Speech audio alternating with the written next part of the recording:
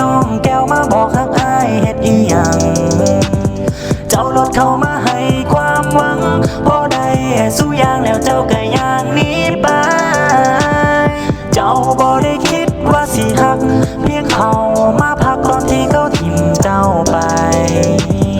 อ้ายทุ่มเทเบิดหัวใจมาตอนสุดท้ายเป็นได้แต่มาหัวเน่าที่เจ้าบ่สนความรักที่จริงใจมันใส่บ่ได้หรอกจึงเที่ยวไปบอกไปให้ความหวังคนอื่นทั่วไปนี่แหละที่เพิ่นว่าความรักมันกินบ่ได้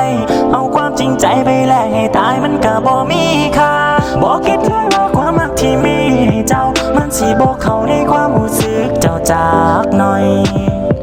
บ่ค่อยสิเจ็บถ้าบ่ได้เกิดกับไผถ้าเป็นไปไล่ก็ลองมาเปลี่ยนกันเบิ่งเปลี่ยนจากคนผู้เก่าให้เจ้ามาเป็นคนถูกทิ่มไปเปลี่ยนให้เจ้าเสียใจแล้วให้ค่อยเป็นคนที่เสยสาอยากสิฮู้คือกันว่าตอนสุดท้ายไปเจ็บหลายกว่า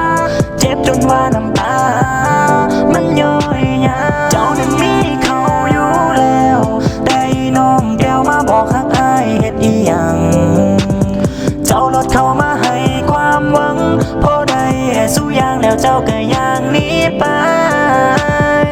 ความรักที่จริงใจมันใส่บ่ได้หรอกจึงเที่ยวไปบอกไปให้ความหวังคนอื่นทั่วไปนี่แหละที่เพิ่นว่าความรักมันกินบ่ได้เอาความจริงใจไปแลกให้ตายมันก็บ่มีค่าเปลี่ยนจากคนผู้เก่าให้เจ้ามาเป็นคนถูกทิ่มไป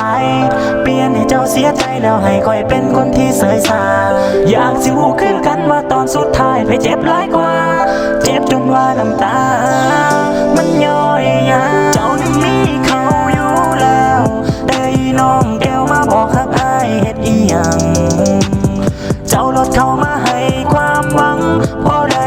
สู้อย่างแล้วเจ้าก็ย่างหนีไปเจ้าบ่ได้คิดว่าสิฮักเพียงเขามาพักตอนที่เขาทิ่มเจ้าไปอ้ายทุ่มเทให้เบิดหัวใจมาตอนสุด